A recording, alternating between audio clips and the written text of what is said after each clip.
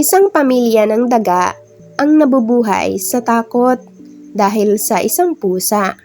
Isang araw ay nagtulungan sila upang talakayin ang mga posibleng paraan upang matalo ang pusa.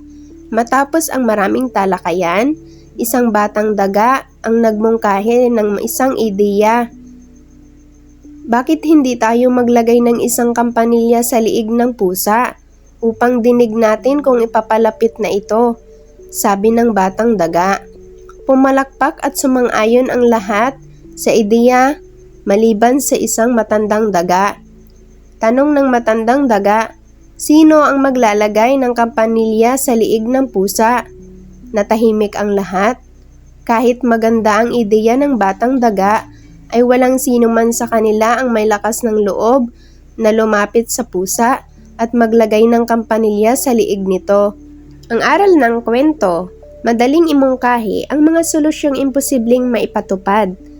Ang pagkakaroon ng maraming mga ideya ay mabuti para sa paglutas ng problema, ngunit ang pagkakaroon ng mga ideya na gumagana at madaling ipatupad ay mas mahusay.